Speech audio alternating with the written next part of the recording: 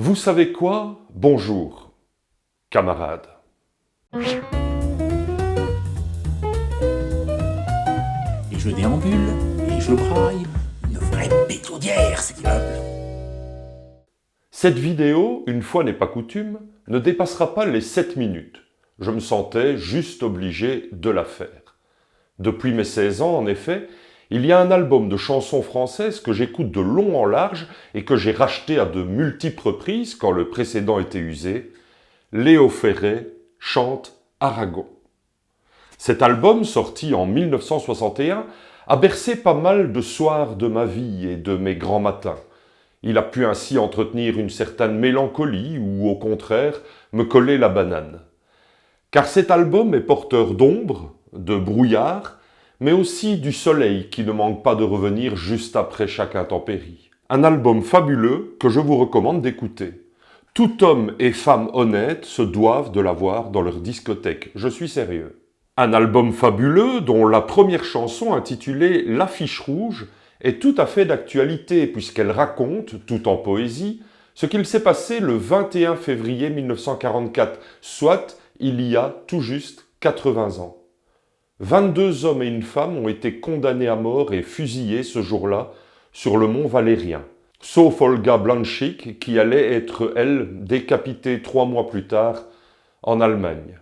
Il s'agissait de résistants que les nazis avaient arrêtés quelques mois auparavant, et non contents de leur offrir un procès expéditif et dirigé, ils leur collèrent une étiquette de métèques, de cocos, de juifs évidemment, comme pour en expliquer la criminalité par leur naissance et pour unique réquisitoire.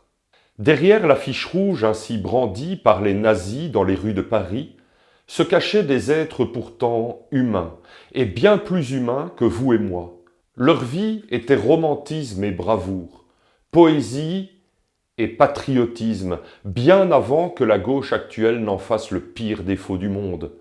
Car certes, le nationalisme, c'est le rejet des autres, mais le patriotisme, c'est l'amour des siens. L'amour de la France accueillante et cultivée, d'ailleurs, était leur raison de vivre, et la reconnaissance d'avoir été adoptés par elle, leur hygiène de vie. Vie qu'ils allaient perdre donc le 21 février 1944, mais ils n'imaginaient pas de toute façon exister dans un monde où l'intolérance et la mesquinerie étaient établies comme religion d'État. Ils se retourneraient dans leur panthéon s'ils voyaient ce que la société est devenue aujourd'hui. Car oui, 80 ans plus tard, leur chef de file, Missak Manoukian, et sa femme Mélinée entrent au Panthéon où ils vont reposer pour l'éternité aux côtés de leur écrivain préféré, Victor Hugo, qui était lui-même contre la peine de mort.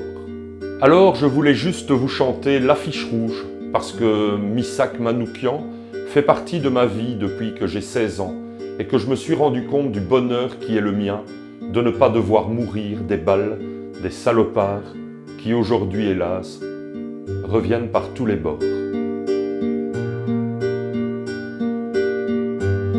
Vous n'avez réclamé la gloire, ni les larmes, ni l'orgue, ni la prière aux agonisants.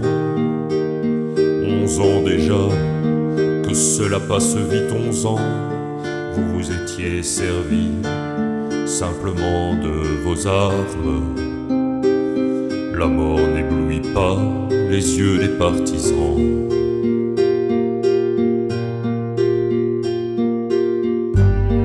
Vous aviez vos portraits sur les murs de nos villes, noirs de barbe et de nuit hirsutes menaçant. L'affiche qui semblait une tache de sang, parce qu'à prononcer vos noms sont difficiles.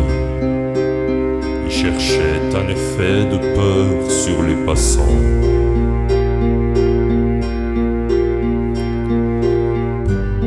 Nul ne semblait vous voir français de préférence. Les gens allaient sans yeux pour vous le jour durant, mais à l'heure du couvre-feu, des doigts errants avaient écrit sous vos photos « Mort pour la France ».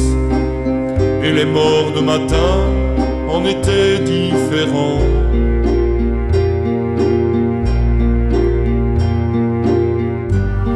Tout avait la couleur uniforme du givre.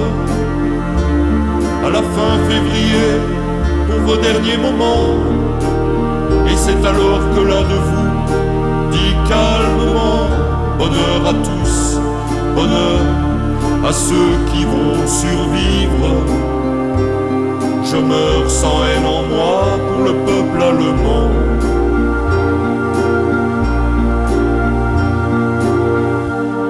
Adieu la peine et le plaisir, adieu les roses, adieu la vie, adieu la lumière et le vent.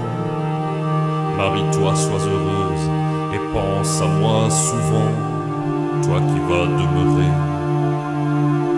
dans la beauté des choses, quand tout sera fini, plus tard en dérivant.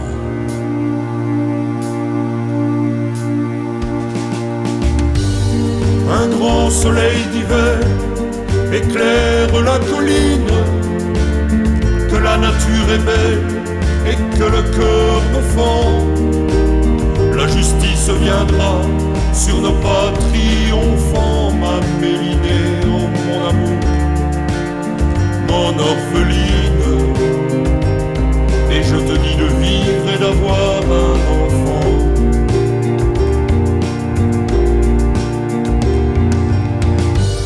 Ils étaient 23 quand les fusils fleurirent, 23 qui donnaient leur cœur avant le temps, 23 étrangers et nos frères pourtant, 23 amoureux